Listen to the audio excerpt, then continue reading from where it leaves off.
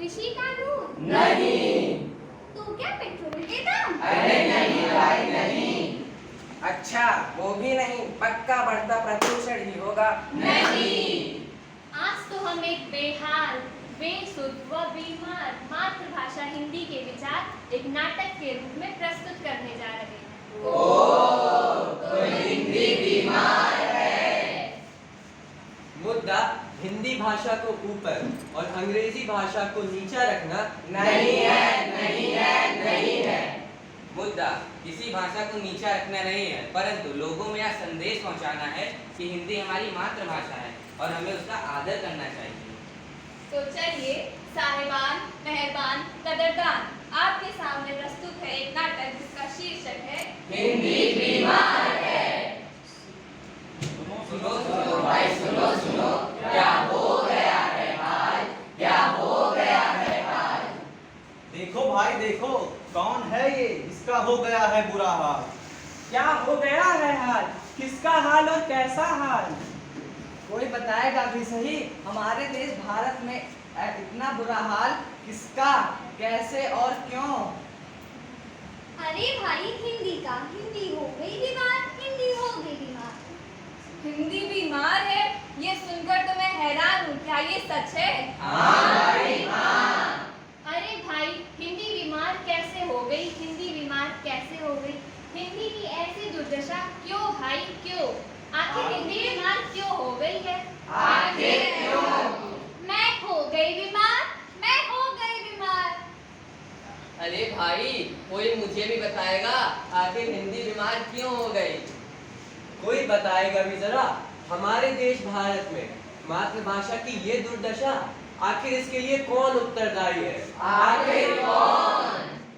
अपने ही देश में पराई हो गई, ना जाने हिंदी भाषा कहाँ खो गई।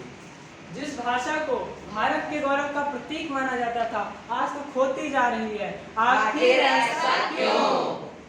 सुनो सुनो भाई सुनो सुनो, मेरी व्यथा सुनो। मेरे देशवासियों ने ही मुझे पराया कर दिया, अंग्रेजी को प्राथमिकता दी और मुझे ही पीछे कर दिया। अरे पर कैसे? तुम तो हमारी मातृभाषा हो।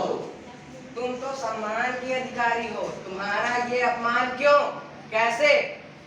हाँ मैं मातृभाषा हूँ, राजभाषा हूँ, परंतु समय बदल रहा है। आखिर माँ को याद ही कौन रखता है? आज के समय में सब लोग अंग्रेजी भाषा में ढलते जा रहे हैं और मुझे भूलते जा रहे हैं। मेरा अस्तित्व खतरे में है। अब बच्चों को ही देख लो, उन्हें 78 व 79 का अर्थ तक नहीं पता, और तो और जब हिंदी पढ़ने बैठते हैं तो पूछते हैं आखिर इसे अंग्रेजी में कहते क्या हैं, तो उन्हें बताया जाता है कि 78 को 78 और 79 को 79 कहते हैं।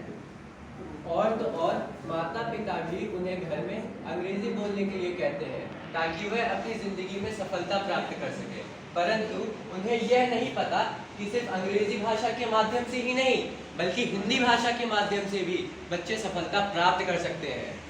मेरे प्यारे देशवासियों, आखिर सोचिए, चीन और जापान भी तो अपनी मातृभाषा का प्रयोग कर रहे हैं, तो क्या वो सफलता में क्या किसी से पीछे हैं क्या? नहीं है, नहीं है, नहीं है। अरे राम राम, राधे श्याम, इनकी जगह हाय हेलो व्हाट्स ब्रो लेते जाते हैं। देखो भाई, हाय दुख का संबोधन माना जाता था। जब लोग दुख में होते थे तो हाय हाय करते थे, परंतु अब देखो तो जरा, सुबह उठते ही हाय से शुरुआत करते हैं। शुक्रिया, धन्यवाद, आभार जैसे शब्द अब थैंक यू में सिमट कर रह गए हैं। जहाँ पहले कार्य को जल्द से जल्द करने के लिए कहा जाता था, अब ASAP as soon as possible कहा और कार्य खत्म। लोग जिंदगी को आसान बनाने के चक्कर में हिंदी को भुलाते जा रहे हैं। जिंदगी एक सफर है सुहाना, आया अंग्रेजी बोलने का जमाना। अरे भाई अंग्रेजी बोलो, मेरी मनाही नहीं है, परंतु अपनी मातृभाषा को तो मत भूलो। अगर यही हाल रहा तो अंग्रेजी भाषा हुकूमत करेगी और हिंदी आज तो बीमार है, परंतु कल को अपंग हो जाएगी। भारतवासी अगर अपने ही देश में हिंदी बोलना भूलेंगे तो हिंदी बेहाल हो जाएगी और अपने ही देश में पराई हो जाएगी। नहीं नहीं, हम ऐसा अनर्थ नहीं होने देंगे। हम अपने भाषा के गौरव की रक्षा स्वयं करेंगे। हाँ हाँ भाई, हिंदी जो गौरव है हमारा, उसे बोलने से क्यों कतराते हो? सम्मान देकर इसको क्यों तुम सब नहीं अपनाते हो?